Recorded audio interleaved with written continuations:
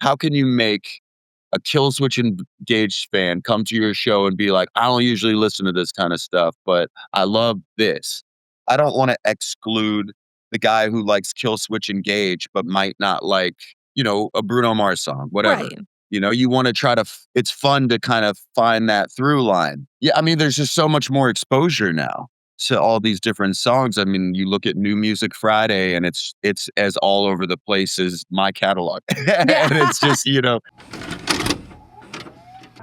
note, for maximum picture quality, it may be necessary to adjust the tracking control on your VCR.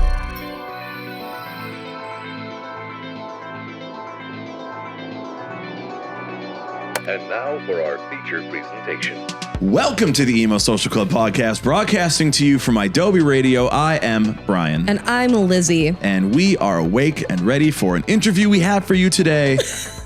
Bryce Vine, a Warped Tour a new staple in the Warped Tour lineup forever, I think. Forever? Wow. That's a very strong statement. I'm manifesting it. Okay. You did this interview. It's been in the books for a minute. Yeah. We have all these interviews that come out for the release dates of their stuff, and I feel bad because it's we've had this interview sitting there for a minute, but Bryce is cool. Bryce is a chill dude. Yeah, he's a cool guy. We'll get into that, and then we're sticking around at the end. We're talking more at the end about Warped Tour and stuff. I don't know. It feels like that's the fest of the year now for us, anyway. Well, yeah, especially when we were young. So nothing in October anymore, and it's just literally every other month but that coming up in the summer. It's just Warped Tour. It's just Warped Tour. Do you feel the energy around Warped Tour? Do you feel like there's energy? People are still excited? I know they're posting a bunch, but I think once we get more into the summer months, people will be excited because I'm in a couple, Facebook groups for some of these different festivals. There's been kind of a back and forth. I think one of the big things that comes up still with Warped Tour is that there's an equal amount of people saying, where are all these Warped Tour staple bands that were on in the early 2000s? And why aren't there more of them playing? I'm we already had this conversation. There's so many. I know. Well, they're saying why isn't it basically bands that are a day to remember size? Because there aren't that many. One, there aren't that many, but also there's just not. Some of them may not even be together anymore. Also, I said, Pierce the Veil. I thought a lock for this year and not a lock at all. So thanks for checking out our podcast where we interview a lot of the bands that you may have just heard of that are playing Vans Warped Tour. And these are good bands, so you should go. Yeah, I've been surprised by how good some of these new bands are. Yeah. As a judgmental old person myself. But I'm yeah, hell yeah. Great work. Great work out there to artists like Bryce Vine. Let's go ahead and talk. Let's get into it. Let's just talk to him. It's a good combo. You talk to him. I'll sit here in the background. There's a lot of envy going on right now because I know you wish you talked to him. Bro, we have so many interviews. We have so many. Yeah. But stay tuned after we talk about Warped Tour and listen to Bryce Vine talk about his music and Warped Tour, I'm sure. Yes. All right, let's go. So, Bryce, you have been announced to be on Warped Tour this upcoming summer, which is obviously super huge. What is something that you're the most excited for when it comes to those upcoming shows? Honestly, my favorite band is on both of those lineups. So I'm excited to there's a couple of my favorite bands on those lineups. So I'm excited to just be my 13-year-old Warped Tour going self and go rock out to some of the other bands. And what are some of those bands that you're really stoked to see? Third Eye Blind is my favorite band. And they're on both the lineups. But Newfound Glory, I'd have to look at the lineup again. But it's so many of the bands that I've loved forever. Newfound Glory followed me last week and I flipped shit a little bit. I definitely get that. When it comes to kind of your introduction into this type of music scene, especially with Newfound Glory being one of the earliest versions of pop punk, what was your introduction into the scene? That's a really good question. It had to have been Dude Ranch by Blink-182. I think that was really the first time I heard Damn It come on the radio because that was how you heard things when I was a little kid. And I spent probably 2 weeks trying to find that song because it wasn't easy. You couldn't Shazam it. So I went from Dude Ranch somehow to Real Big Fish. It was just one after the other. Newfound Glory, Rise Against. Yeah, it just never ended. And then Tony Hawk Pro Skater came out, and that was a whole nother box of songs. Goldfinger, the Ernies, like it just never, there was so much of it to consume, all at once, all of a sudden. Like a big domino effect of everything all at once. Oh, it's a beautiful thing when you're young and you find a sound that you like, and there's a lot of it. And it's also fresh and new. Nothing is like, oh, this already existed. Contrived yet. Has there been anything recently that you've heard in terms of kind of like music criticism that you kind of eye roll about when it comes to new music? That's another really good question. I don't know. I think everybody likes to think they have a good ear for authenticity, and a lot of people do. Like when I see other people's comments with artist stuff, a lot of times it's like the same thing I'm thinking. It's either it feels inauthentic or it hits you immediately. I think it's hard, even I found myself doing this where a sound has already happened. You're kind of trying to bring it back, your version of it, but it's not new now. You're still repeating the past. So it's hard to make it not feel like a remix. Okay. I think it's interesting you use the word remix instead of just kind of regurgitate, I guess to say. Because remix means you're making a little bit. I'm trying not to use the word regurgitate, but that's probably a better word for it. And it's hard not to do that. Like I wanted to pay homage to the kind of music that I grew up on. And I had to find the reason that it made sense to make more songs like the ones I grew up on. And I found it. It was two reasons. One, I could make songs that I wish I'd gotten to hear when I was 13. Since those songs did so much for me, I figure, okay, if that stuff is now old for a 13-year-old kid, then they need new stuff that's growing with them, or that feels like it came out when they were young so that they can grow with it instead of listening to their older brothers' albums and stuff, And then it was also specifically for that kid, my little weird 13-year-old semi-emo self. When you say semi-emo, how would you classify yourself in that way? I wasn't wearing first of all, I had curly hair, and there weren't a lot of black kids that were into that music at the time. So all the styles, clothing wise, I couldn't do it. I wore tight jeans and black shirts of bands, but I couldn't do, couldn't do this thing. Oh yeah, you can't do. I have my little side part always too, so See, I get it. I always wanted to be able to do that when I was younger, when I got into the stuff. But, there's a whole look to it. And also, I guess I loved those songs because they uplifted the way that I was feeling. I didn't like looking for things that made me sadder, even if I appreciated it. Like Blood Brothers is a good example. They were too intense. But I think a lot of kids, especially if they were angsty or they were going through something or they had a tough home life, those songs helped them. I found it with Rise Against. Anything that had energy, I found it with Against Me. But like the really screamy stuff like Chiodos and some of those bands, it didn't hit me as much. I think that's interesting because you list off Against Me and Rise Against, which Rise Against, we're in Chicago, so obviously Chicago Pride, we love them. And but both of those bands are kind of more sequestered a little bit into the punk realm. And we think about Chiodos, people see them as like this kind of big emo-esque band. So was there something sonically outside of just the lyricism and the theming of these songs from these bands that drew you into something that sounds a little bit more raw and intense compared to things like Chiodos?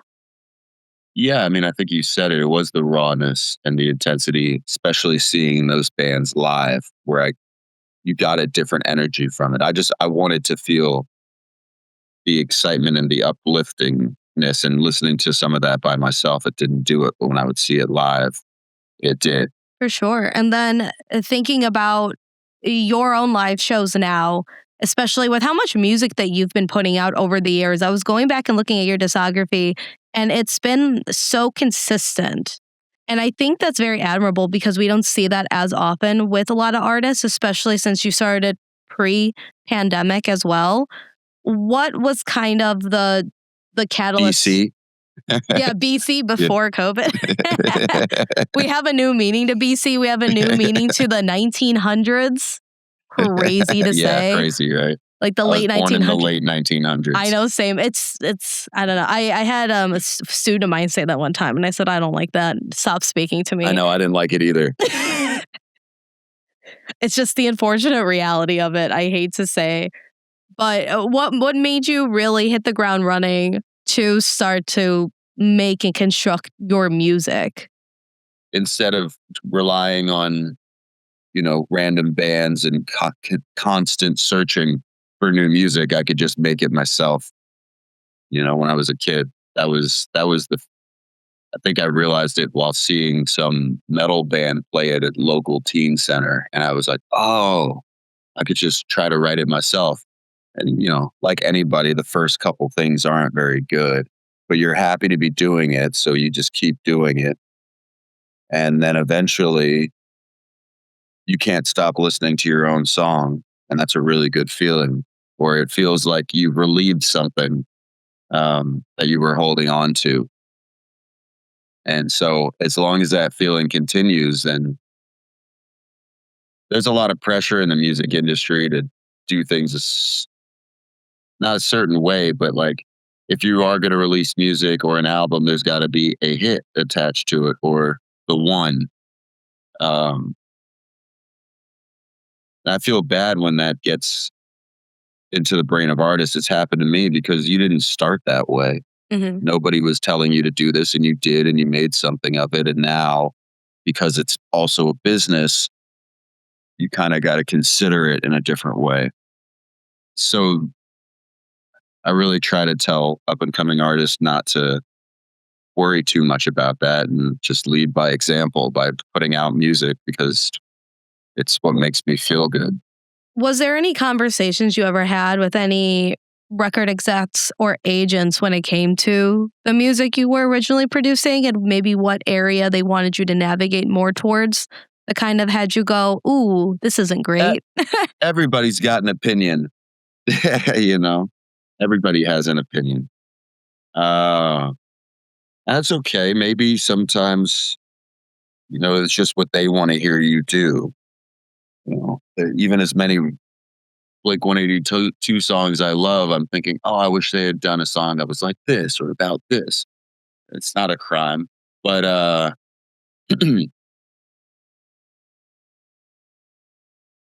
but I think it was more after I had a couple strings of those hit songs that were in the more pop and rap vein that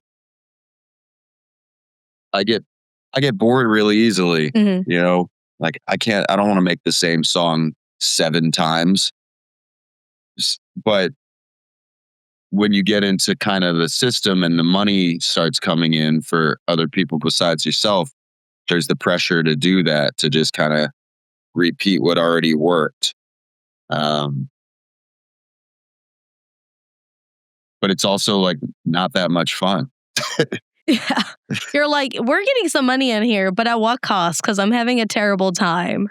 So no, not even a terrible time. It's just, I did this, I said this. It's not relieving anything new for me, so it probably won't for the fans. Maybe it will, maybe new ones, but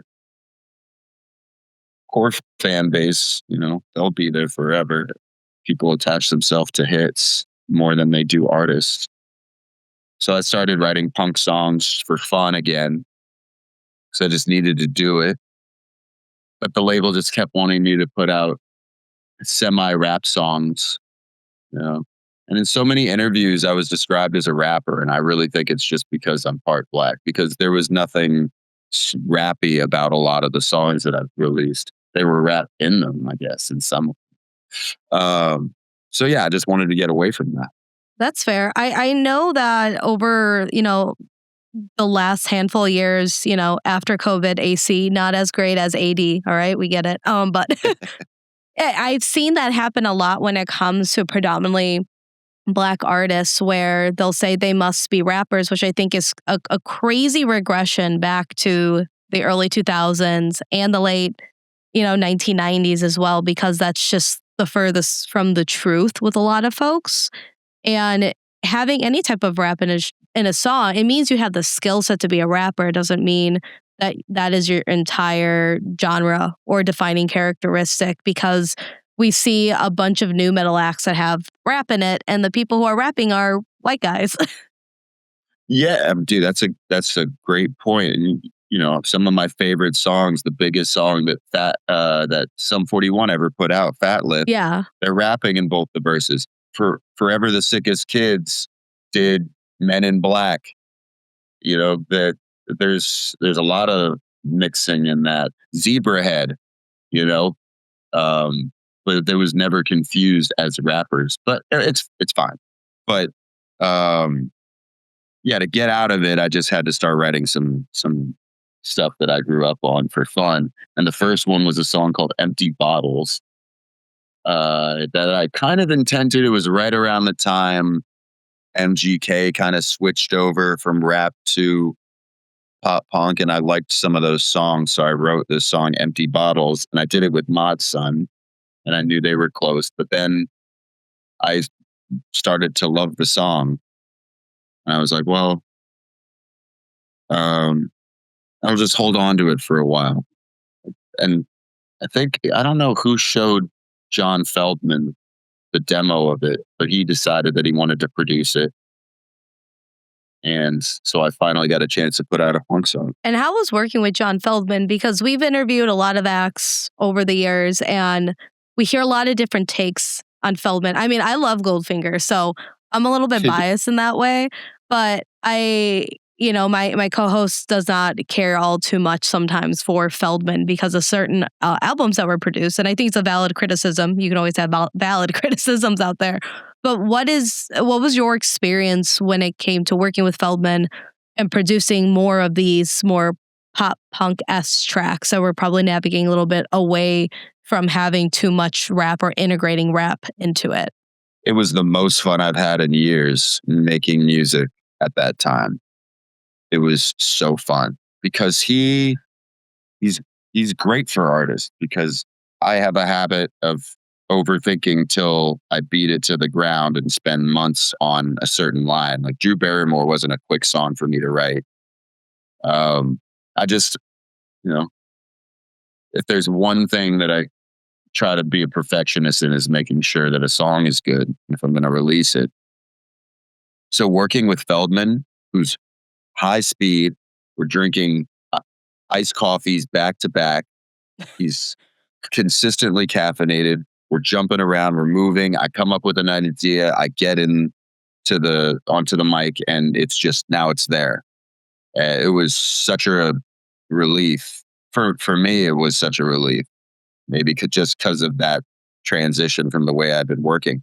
And I'm screaming into the mic, and I hadn't been in a while. I've been singing "You're the Next Drew Barry" for like 2 years straight on the road at that time, 3 years, and all I want to do is like sweat and rock out. And I got a chance to do that with him, and he made it really fun, and he comes up with great ideas, and he gets where you're trying to go with a record.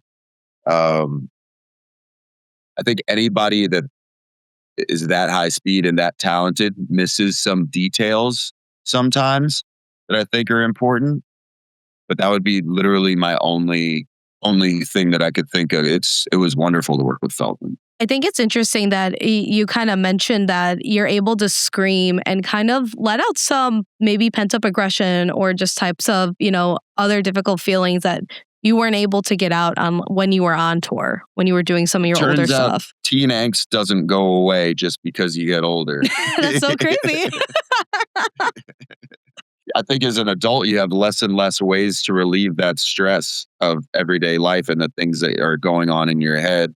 And then you just end up overthinking. And I think it's why we overthink so much more when we get older than we did as kids, because we had ways of throwing up all that emotion. So yeah, it was nice to have that again. And then to bring it on stage and actually be able to play those songs, it's just a whole different kind of relief. Do you find that some audiences are more enticed by the aggression of your music, or would they rather prefer some of your older stuff from what you've noticed so far on your last tour? That's a good question too. I keep, you dissect the crowd every show. I'm looking into people's eyes, seeing what they're singing, seeing what they're not singing, hearing what they're screaming. My crowd is down for the cat. Like, they're just down. I think at this point they trust me enough to know that I don't want to sing a bad song, so I'm not going to write one or show them. I'll sit on things for years, if I don't think it's right yet or not compelling. And there's a through line through all the music. If it's a punk rock song, if it's a breakup song with a rap backbeat,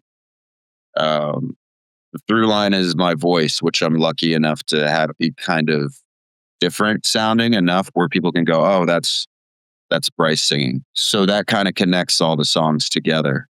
I just want to make dope shit. And I think my fans get that. So if it's a punk song this time, then they learn all the words because they're invested now. That's really fun. And it's also interesting because there's so many other like super dedicated like fans or stans when it comes to really, really established like legacy acts. And if a band changes their stuff up by one note, they absolutely freak the fuck out. Oh man. Yeah. There's a good thing and a bad thing about that diehardness of a certain sound that a band has created, because you're almost a prisoner to the thing that you created if you do it too many times, right? And then people aren't as receptive to when you want to do something just for you. I guess you just got to make sure above all things that you're thinking about them at some point during the creation of your new sound. Because if it's good, if it's just really good and it's catchy and they feel like it's authentic, then they'll at least go for the ride with you. Yeah. They'll definitely be into it still and be down for it. If 7 albums in, State Champs decided to do a R&B album, it might be a really tough transition for people. Yeah. Doing different stuff forever. I think got a big boost from Drew Barrymore, but the fans also know Sunflower Seeds, and they know my first punk song, which was Street Punks on a Freight Train, or they know a reggae song called Don't Blame It on Me. So they know that I'm going to be a little weird. You're going to be a little bit weird. You're going to be a little bit transcendental in that way. And I think too, because with your latest album that you put out, you did work with the home team. So when we're talking about something that's a little bit more R&B sounding, you are working with a band that is very big into kind of bringing that sound into the atmosphere of, I would argue, a big scene of kids who very rarely listen to R&B. And boom, it's authentic and fresh for a new group of people. They did it. The home team did it. They did the thing where they have a nostalgic sound, but his voice, it's incredible. And then the lyrics are good, the melodies are great, and it all works. So it's bringing in people that wouldn't, like you said, have listened to certain elements of that music or didn't grow up on it. Yeah, there's a lot that I feel that has happened with not only just like the home team, but so many a plethora of other acts where we're finally being more introductory of genre introduction to these like kind of reserved, for the better part, audiences within our alternative subculture. And it's kind of nice to see that they're opening it up with like semi-open arms. Yeah, I mean, there's just so much more exposure now to all these different songs. I mean, you look at New Music Friday, and it's as all over the place as my catalog, and Yeah. it's just so people have a chance to test things out more. And I always want to, because I guess because I like so many different kinds of music, I don't want to exclude the guy who likes Kill Switch Engage, but might not like uh a Bruno Mars song, whatever. Right. You want to try to, it's fun to kind of find that through line. What is it that you can make? How can you make a Kill Switch Engaged fan come to your show and be like, I don't usually listen to this kind of stuff, but I love this. I'm like, cool. I get you. Now I'm Because I thinking do too. now I'm thinking about what a hybrid, like what if Bruno Mars tried to work with like a Kill Switch Engage band? What would this be? I bet it'd be sick. Yeah, I bet he can scream his ass off. I think Bruno Mars, I didn't know that he opened up like a new bar lounge in Vegas and he just shows up sometimes. I said, go, bro, I'll go. That's where I met him, actually. Really? At Pinky Ring in Vegas. Yeah, it's a great little jazz club. They hire great jazz musicians. So they have live bands, and it feels funky and cool. And he was sitting in the back, and I knew the other owner of the place, so he introduced me. That guy's got a crazy presence, man. One of the best live shows I've ever seen. Also, I played a festival with him for a private company in Mexico, and he was the headliner. And I had never really thought about what Bruno Mars would be like live. I hadn't considered it, you know?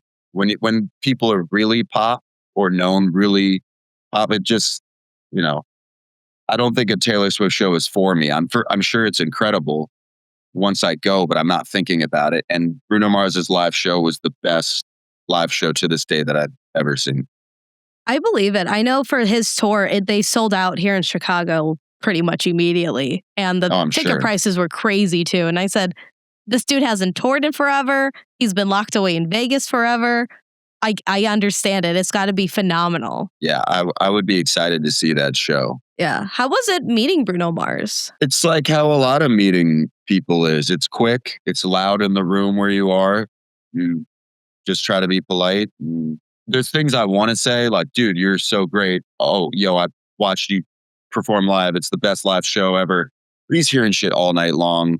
It's probably in one ear, out the other. I'm sure it would be nice to hear, but I get it. You just kind of want to be able to meet people like people sometimes. I had a way harder time actually keeping my cool working with Travis Barker.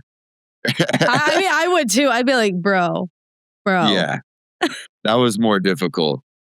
There was just too much of my history there and excitement to just ignore that it was Travis Barker in the room.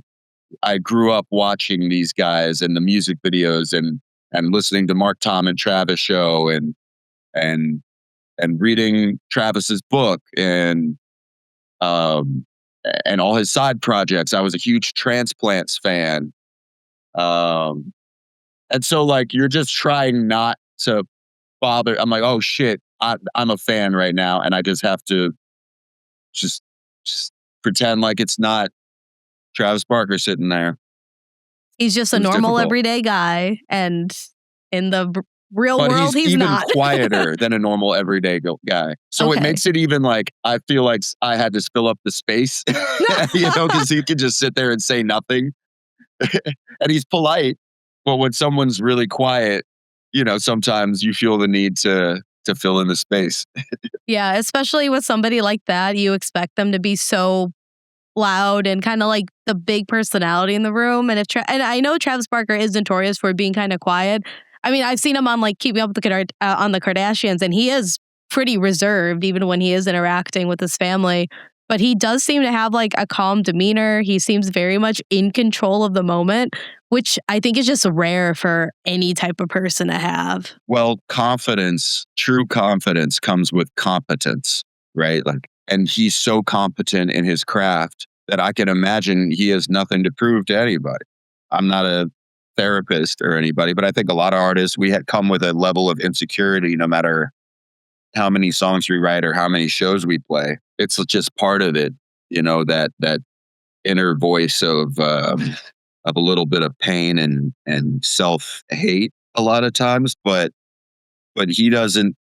If you, I mean, I don't know, I can't speak for him, but it's interesting and nice to see somebody who's a master at their craft that doesn't feel the need to put on or overdo or talk or be loud or be the personality in the room. You don't see that too often. Yeah, it's very refreshing to kind of see and enjoy. And scary. I could see that. I mean, just imagine if Travis Barker approached you on his own fruition, what would you do? Oh, I don't know. I haven't ever thought about something like that. Because I guess it already felt that way when he came to this studio with me and Feldmann. Funny enough, it was my least favorite song from the album, unfortunately, that we had him doing drums on. Was that a you or Feldmann choice? It was I had rushed to do a song because I knew Travis was coming, and I loved everything he was doing, and I knew 20 minutes into the session, I'm like, well, we're not going to start a new song. It's always better to at least finish something with somebody like this, to not waste their time. But I don't think I like this song. Now in retrospect, I might have switched over and been like, hey, we already have this one. Why don't you do drums on this? Instead of trying to do all of those things at once while dealing with my inner child literally screaming with excitement. It's too much pressure. That's definitely understandable. So this is a call out to Travis Barker to come back and work on another Bryce Vine song. Yeah. We'll get one. We'll definitely get one. We'll get him back in the studio with you someday. But Bryce, is there anything else that maybe we didn't talk about or touch on that you wanted to discuss before we wrap for today? I'm already working on the next album. I just spent a year in production school for Ableton. So now producing a lot of the stuff. And it's all over the place. It's all over the place. I don't know what will make the next album or what will be on the one following that, but I got some Weezer inspired stuff. Ooh, okay. I got some 80s Depeche Mode inspired stuff. Just kind of going back and seeing how I can insert myself into other genres of music that I like. What and era we're doing of X Weezer Games this summer? What'd you say? I was about to say, what era of Weezer are we looking at? Which album color? I love Pinkerton. There we go. Hell yeah. But there's songs on all of their albums. Blue Album specifically. It definitely feels like a song that could be on there. But then again, the thing that I like to do, what would happen if you put Third Eye Blind vocals over a Weezer sounding beat? So I made that. That's awesome. And you mentioned X Games as well this summer, along with Warped Tour. I think it's great that X Games is something that is bringing musicians into the fold like they did in the early 2000s. Mm-hmm. Yeah, a lot of the energy for live music is coming back. I get a little tired of DJs, even though I write some of those songs, because I just don't get the same, that same relief that I think a lot of people do. So it's nice to see bands coming back and live music, and it's good for musicians. They don't get paid if they're not playing live. Yeah. Really, I know. So I guess that's another gripe I have with DJs too, because it's cheaper for everybody. And then musicians suffer. Especially because now there's so many people, I think in the general public, who are finally starting to slowly understand that if musicians don't have merch, if they don't tour, they're really not generating as much income, because not everyone is, Travis Barker's levels of rich or established in legacies as well. Yeah. So that's why I like Pinky Ring in Vegas. There we go. Bruno Mars clearly gets it too, Low-key endorsement for Pinky Ring in Vegas. Well, awesome, Bryce. I appreciate you coming and talking with me today. But where can everybody find you on the internet, keep up with you for this summer, and to also be in the know about your production of your other new upcoming album? Yeah, part of me still wants to say myspace.com/Bryce Vine, but I don't think anyone's checking that out. Yeah, I'm on all social media. I just don't use it that much, but I'm going to start to. It's kind of like the next thing I have to do. Yeah. No, I definitely get it. I did see one of your reels that popped up about you releasing the set list on your OnlyFans. Yeah. Yeah. So there's sometimes good things about not being signed to major labels anymore, because I would not be able to post that. I don't have an OnlyFans. But if I did, it would just be photos of my fans. There was one more thing you reminded me of. You saw it posted recently. Oh, the Tony Hawk thing. That was fun. He was a cool guy. He seems Very like a cool really guy. cool guy. Yeah, another person that you can tell that their confidence level gives them that confidence to just be cool in themselves. But it was funny, you know, we're shooting this thing at his ramp that he's got this big warehouse with just this huge ramp, and he has up and coming skateboarders come through there, and we're shooting this thing at the top. It's like, I don't know, 20 feet That's crazy. off the ground. And he's trying to teach me how to drop in. I'm like, bro, this was literally a dream when I was 13 years old. But at my age now, it's not going to happen. You're like, bro, I might die right now. That's not what I'm trying to do. Now, this will put me in many casts for sure. Then he probably hits you Very with, cool. well, I have no idea how old Tony Hawk is. I know he's an older guy. I know he's a grandfather, so he's grandfather He's a age. grandfather, and Yeah. he still just jumps into it like it's nothing.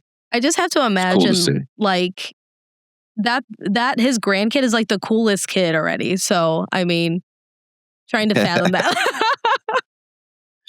How could he not be? It runs in the genes, clearly. Literally. All right, Bryce. All right. So thanks nice so to much. meet you. Wow, what an interview! A great chat. Can't put these headphones in my ear anymore. I there's a lot of these artists that are starting. I guess they're not starting, but they've been an artist for so long, and now they're doing like Warped Tour, and it feels very interesting to me. Like LØLØ and Bryce Vine and like all these like smaller artists that are like going to be doing Warped Tour and stuff. But it feels like they already have, in a way. I guess they did last year, but it's also like, Yeah. but it feels like you're just like a mainstay, normal like band on Warped Tour. Which I feel, I don't know. I think at the end of the day, when it comes to that, do you want to be able to be that mainstay? Because that's almost the equivalent to being like, Guar is always at Riot Fest. Well, yes, Bryce Vine, who is much like Guar in many ways. You know, there's people are crossover. saying. People are talking. You know, we talked about it with like we did a 21 Pilots Blurry Face review, and Kevin Lyman even is doing interviews still today saying we almost had 21 Pilots at Warped Tour, but their management, their agent said no. They ended up not doing it. And, you know, we speculated it's probably because they were like, we don't want to be pigeonholed as a Warped Tour band. Yeah. But then I think, you know, there's two thoughts about that. You could end up being pigeonholed as a Warped Tour band, but then you get to play Warped Tour a lot. You get to play Warped Tour. You get kind of a guaranteed check. Yeah. You know every single year where you have to be on whatever date. I know where I'm going to be every summer. I know where I'm hanging out. I know who I'm hanging out with. I mean, and it's always nice to roll up, but I do wonder if any of these bands have a feeling that they've kind of put themselves in that corner of only being like a Warped Tour or a Riot Fest or any type of, you know, name insert here. Which is interesting when you consider a band like Mayday Parade versus an artist like Bryce Vine. And I think for both like LØLØ and Bryce Vine and really anybody that we're seeing who's going to be kind of on the come up with a lot of these Warped Tour dates, that's like the actual like antithesis of what Warped Tour was supposed to be, is to kind of highlight those types of acts and like bring them up. It's just more of what do you do once you kind of hit that next level? Do you keep doing it or do you pivot to something else? That's the thing, is I don't know if there is a next level because of, like, but it's a weird history now because Warped Tour ended before like TikTok, before the pandemic. Right. And like we saw how Warped Tour kind of like fizzled out, like trailed off because it like was supposed to be that, but then they really couldn't get enough giant acts to do it to really sell the tickets to go to the thing, in. Right? So I think they can do that now because there is such a huge nostalgia for Warped Tour in 2025, 2026 that it is beneficial for these bands that would have been considered pigeonholing themselves back in the day to now do Warped Tour in the big 2526. Big 26. 2526. This is my whole thing of like the IP of Warped Tour and how like, you know, before it would like wasn't a big IP, you know, because they were like, yeah, okay, Warped Tour is going to be there every year. And then they stopped doing it. And it's like, yeah, you know what? That's okay. Like take a break. You don't need it for a while. And then when everybody started getting into emo music during the pandemic and because of TikTok and so emo started to have that resurgence, right? It's like, well, Warped Tour was the thing for that. And now the name Warped Tour is being used everywhere. And the nostalgia and the throwback to Warped Tour became a thing. Warped Tour is just so mainstream, well known now, which is also, I mean, it's good and bad, obviously, but. Well, it's good. It is good for something like that to be there for rock music and have something that is so clearly like a rock oriented thing, rock people playing guitars on stage thing.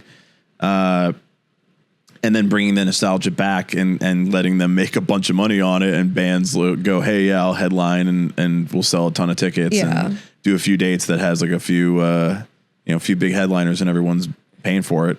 I don't know. I think that's generally a good thing for our scene, for these acts, these artists. But yeah, I don't know. I don't think the pigeonholing is happening anymore, in my personal opinion. I know that we've talked about before, though, there's been some other artists that because of like the TikTokification of so many music acts. The TikTokification. Are they going to end up being pigeonholed as Warped Tour bands or like any other festival? See, I don't know, because it's the way that things worked before the pandemic, before TikTok and this the music discovery, the algorithm of it all that we have today. It was a lot easier to get pigeonholed because it's like, yeah, maybe you get a spot on MTV, but for the most part, like you're underground, even though you're playing a massive festival every single year. Yeah. But I don't think we have that anymore because I think everybody is like. I think that with the death of the monoculture, do you guys tune in Emo Social Club for these kinds of theoretical talks? Theoretical, insightful, thought-provoking. I don't think that there is a need to pigeonhole anymore, and I don't think that I think that there's an opportunity for anything to break out at any time, because now we're talking like Rich Man by 303. Yeah. Not a single, not a thing, but like everybody liked the song. Because it's a banger song. It's a great song. Ho's been sleeping on it. One of my favorites from back in that time. And, 303 is never going to be like a main stage band again, even though they had a couple singles that did make them that for a little while there. But, they're as a band enjoying the time. What a time for 303 and the big 26 as well. But they're not like, I don't think they're worried about getting pigeonholed, I guess, because it's like, yeah, it's fucking 303 and the song's from 20 years ago. Yeah. I think anybody else might take that opportunity and do something else with it. But I don't know. I guess I just don't feel like any band should worry about it. I know we've heard some bands saying, "Oh, I don't want to be emo," or "We're not an emo band," or any of this. I just want to be a pop band or a rock band. Rock band. No, I'm just an alternative band. It's like these things don't really matter anymore. Everyone's probably going to like your old shit until they learn your new shit or until they hear something that like really gets into the, if Rich Man Now is a song that they were playing it already, but if it's not on their set list, now they got to throw it on there. I'm not saying that everybody knows how to act at these shows or these fests. I'm not going to say that, but but I don't know. I think that there is a lot more genre, Sick New World just happened this past weekend as we're recording this. And, that's a big metal fest. There's a ton of metal fests around the world. Around the, metal is a huge genre for a lot of people. Like new metal is a huge genre. And it's like, do they worry they were going to get pigeonholed on Ozfest Family Values tour back in the day. These are things that you don't know about, but I'll explain them to you when you're older. All right, Dad. But do you, do these bands worry about it? Do metal bands care if they get pigeonholed? I mean, I feel there's a lot of metal bands that I see touring, especially right now with the ones that are more kind of mainstream popular right now, that they're touring with very similar packages over and over, which is fine. I will say I did see a TikTok of this lady, and she said, oh my God, I went to go see Sleep Theory, and they only played 7 songs because I didn't realize that they were the opener. And I'm like, well, who are they on tour with? 3 Days Grace. Yeah.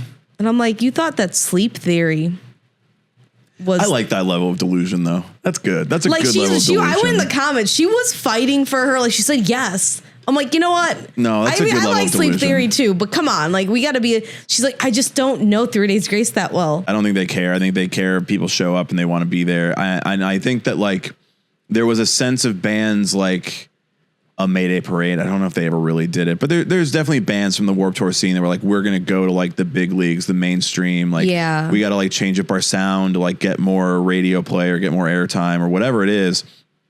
And I don't see that necessarily being an issue anymore because like, why would I worry about that? Like, I'm still selling out a tour. I'm still getting people at my shows.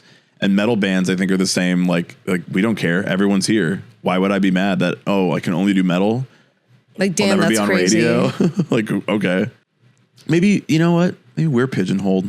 Maybe we've pigeonholed ourselves into believing that Warped Tour is like its own pigeonhole. Interesting. Consider that. Thank you for coming to our philosophy talk. Wow. We're really getting meta here. Are we?